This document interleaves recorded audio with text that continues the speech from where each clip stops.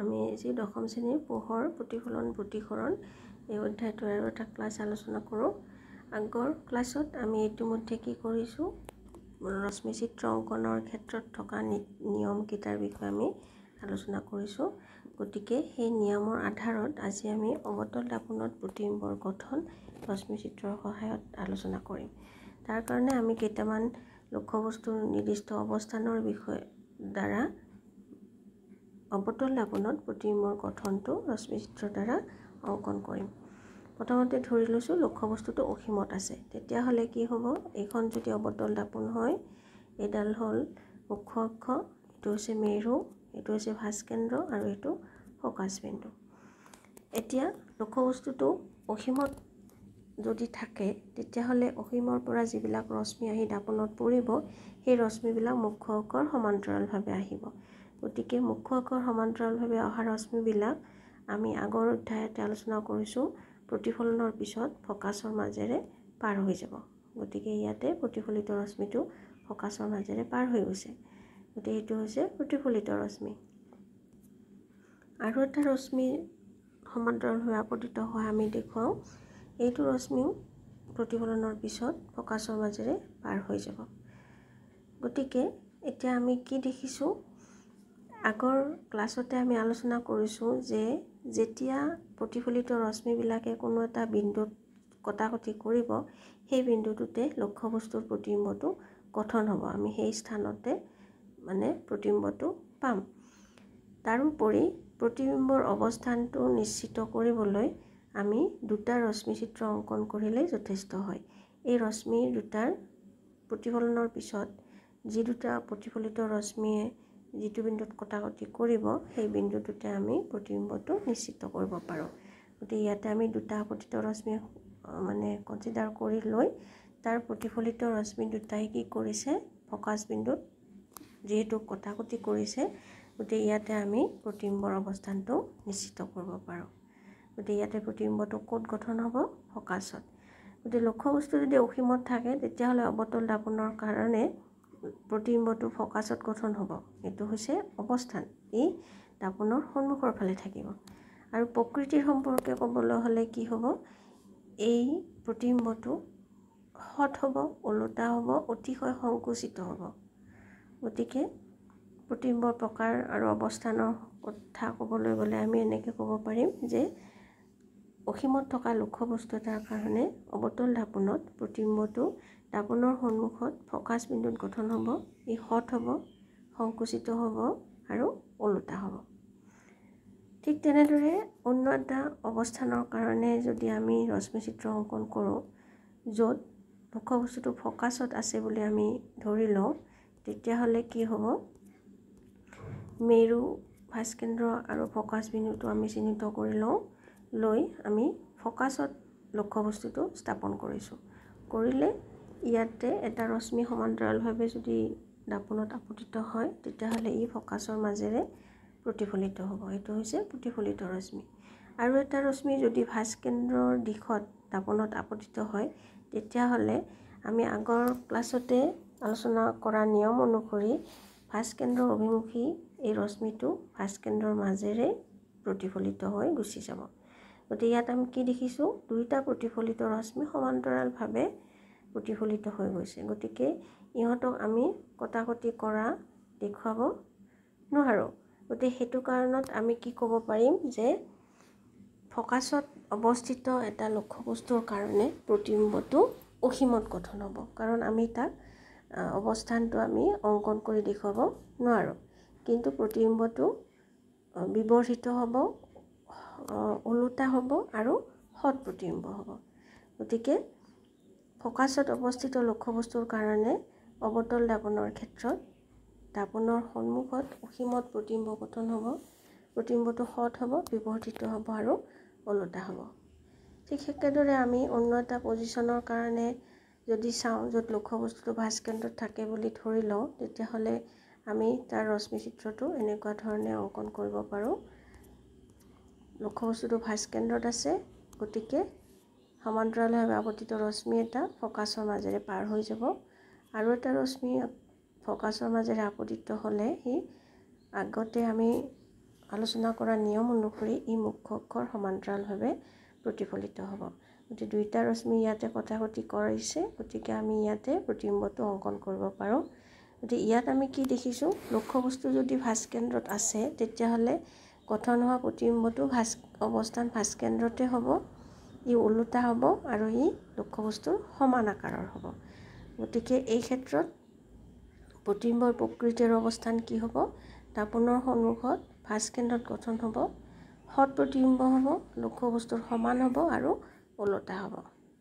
যদি লক্ষ্যবস্তুটো আমি দাপোনৰ সন্মুখত ফকাছ আৰু ভাস্কেন্দ্ৰৰ মাজত ৰাখোঁ তেতিয়াহ'লে প্ৰতিবিম্ব ক'ত গঠন হ'ব, তাৰ কাৰণে আমি ৰশ্মি চিত্ৰ অংকন কৰি চাওঁ। ইয়াতে আমি লক্ষ্যবস্তুটো ভাস্কেন্দ্ৰ আৰু ফকাছৰ মাজত স্থাপন কৰিম। এইটো হৈছে লক্ষ্যবস্তু, এই আপতিত হৈছে এনেকৈ ৰশ্মিটো ফকাছৰ মাজেৰে প্ৰতিফলিত হ'ব আৰু এটা ৰশ্মি যদি ভাস্কেন্দ্ৰৰ দিশত ই আপতিত হয় তেতিয়া প্ৰতিফলনৰ পিছত ই ভাস্কেন্দ্ৰৰ মাজেৰে পাৰ হৈ যাব।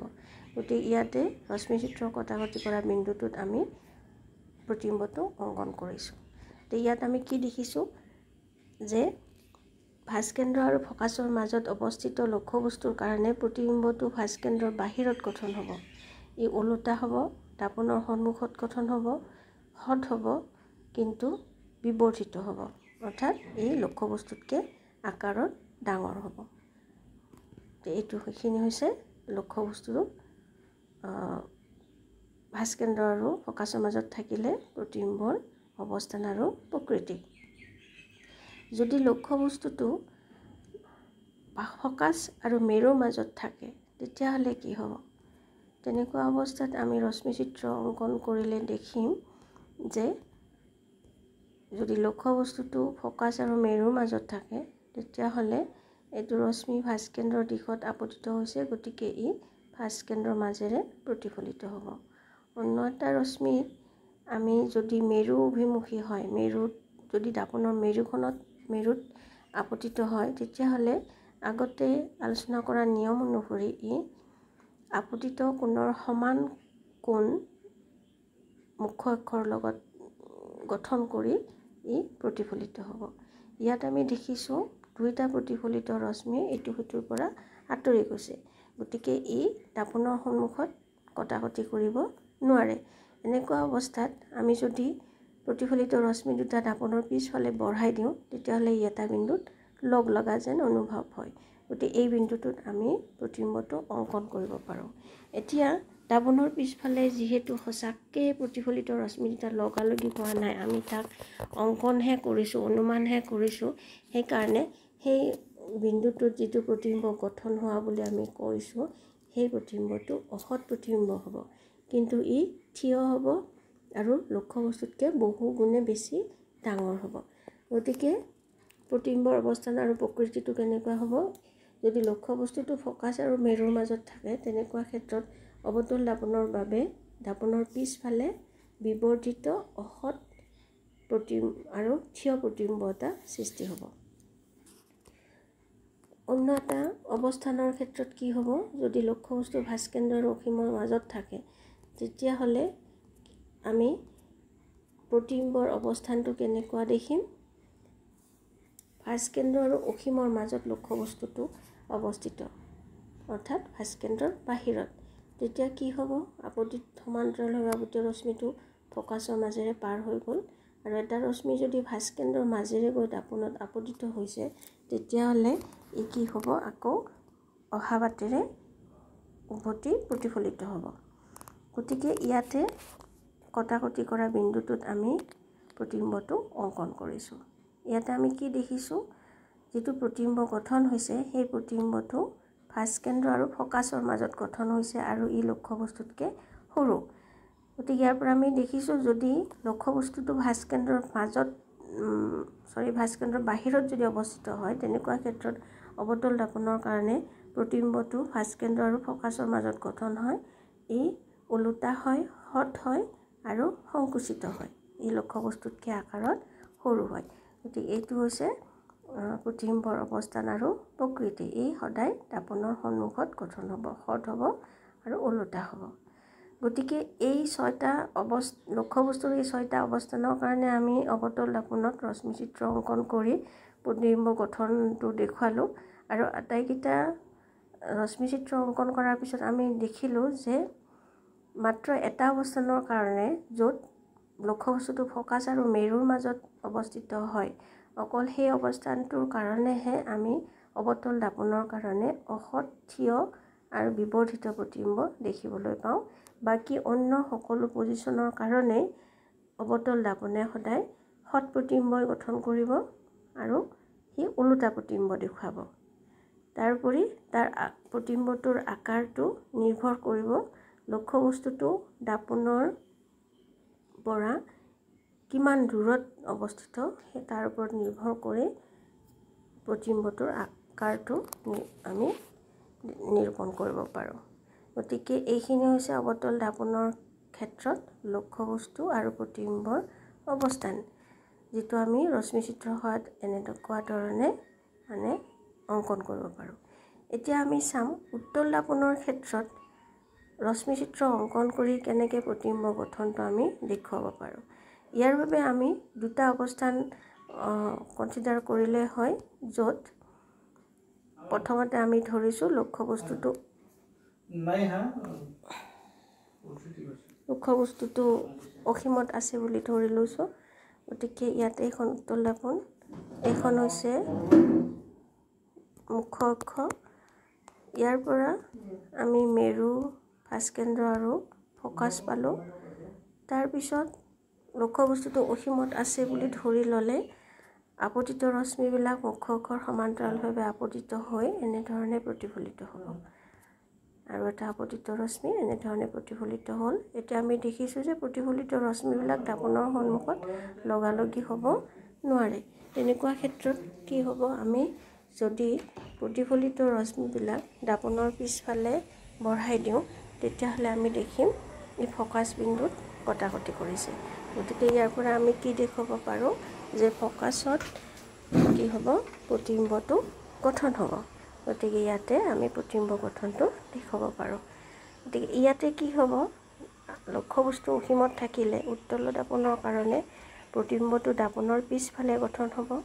প্ৰতিবিম্বটো অসৎ হ'ব, যিহেতু প্ৰতিফলিত ৰশ্মিবিলাক সঁচাসঁচিকৈ লগ লগা নাই। গতিকে প্ৰতিবিম্বটো অসৎ হ'ব আৰু সংকুচিত হ'ব। গতিকে প্ৰতিবিম্বৰ প্ৰকাৰ প্ৰকৃতি অৱস্থান কেনেকুৱা হ'ব, ই দাপনৰ পিছফালে ফ'কাছত গঠন হ'ব, অসৎ হ'ব, সংকুচিত হ'ব আৰু থিয় প্ৰতিবিম্ব গঠন হ'ব। ইয়াৰ পিছত অন্য এটা অৱস্থানৰ কাৰণে আমি চাওঁ, য'ত উত্তল দাপনত প্ৰতিবিম্ব গঠন কেনেধৰণে হয় আমি চাব পাৰিম। ইয়াতে লক্ষ্যবস্তুটো অসীম আৰু মেৰুৰ মাজত আছে। অসীম আৰু মেৰুৰ মাজত থাকিলে প্ৰতিবিম্বটো ক'ত গঠন হ'ব, সেইটো কৰিবলৈ আমি এনেকুৱা ধৰণে আমি অংকন কৰোঁ। লক্ষ্যবস্তুটো মেৰু আৰু অসীমৰ মাজত আছে। আপতিত ৰশ্মিটো সমান্তৰালভাৱে আপতিত হ'লে এনেধৰণে প্ৰতিফলিত হ'ব। আৰু এটা ৰশ্মি যদি ফাঁচকেন্দ্ৰ অভিমুখী হয়, তেতিয়াহ'লে ই আকৌ অহা বাটেৰে উভতি প্ৰতিফলিত হ'ব। এই প্ৰতিফলিত ৰশ্মি দুটা পিছফালে বঢ়াই দিলে আমি দেখিম ই দাপনৰ পিছফালে এটা বিন্দুত কটাকটি কৰি গৈছে। গতিকে সেই বিন্দুটোত আমি প্ৰতিবিম্বটো অংকন কৰিব পাৰিম। এই প্ৰতিবিম্বটো কি হ'ব, থিয় হ'ব, লক্ষ্যবস্তুতকৈ সৰু হ'ব। গতিকে ইয়াত প্ৰকৃতি অৱস্থানটো কি হ'ব, লক্ষ্যবস্তু যদি মেৰু আৰু অসীমৰ মাজত থাকে, তেতিয়াহ'লে প্ৰতিবিম্বটোৰ অৱস্থানটো হ'ব দাপনৰ পিছফালে, আৰু ই মেৰু আৰু ফ'কাছৰ মাজত থাকিব। আৰু তাৰ প্ৰকৃতি কেনেকুৱা হ'ব, ই অসৎ প্ৰতিবিম্ব হ'ব, ওলোটা হ'ব আৰু সংকুচিত হ'ব, মানে ই লক্ষ্যবস্তুতকৈ সৰু হ'ব। গতিকে এই ক্ষেত্ৰত প্ৰতিবিম্বৰ প্ৰকৃতিটো আৰু অৱস্থান কি হ'ব, দাপনৰ পিছফালে ফ'কাছ আৰু মেৰুৰ মাজত গঠন হ'ব, অসৎ হ'ব, সংকুচিত হ'ব আৰু থিয় প্ৰতিবিম্ব আমি পাম। গতিকে উত্তল দাপনৰ ক্ষেত্ৰত লক্ষ্যবস্তুৰ যিকোনো অৱস্থানৰ কাৰণে আমি থিয় আৰু অসৎ প্ৰতিবিম্ব দেখিবলৈ পাওঁ, আৰু প্ৰতিবিম্বটো লক্ষ্যবস্তুতকৈ সদায় সৰু হয়। গতিকে এইখিনিলৈকে আমি উত্তল আৰু অৱতল দাপনৰ ক্ষেত্ৰত লক্ষ্যবস্তুৰ বিভিন্ন অৱস্থানৰ কাৰণে ৰশ্মি চিত্ৰ অংকনৰ জৰিয়তে প্ৰতিবিম্বৰ অৱস্থান প্ৰকৃতিৰ বিষয়ে আমি আলোচনা কৰিলোঁ। ইয়াৰ পিছত আমি দাপোনৰ কিছুমান চিহ্ন প্ৰথাৰ বিষয়ে আমি আলোচনা কৰিম। এইখিনিলৈকে তোমালোকে এই ৰশ্মিচিত্ৰ অংকন প্ৰক্ৰিয়াটো প্ৰেক্টিছ কৰিব লাগিব, যাতে পৰীক্ষাত যিকোনো অৱস্থান এটাৰ কাৰণে তোমালোকে ৰশ্মিচিত্ৰটো অংকন কৰাত অসুবিধা নহয়। এইখিনি তোমালোকে ভালকৈ চাবা।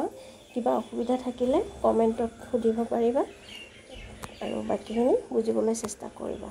ঠিক আছে।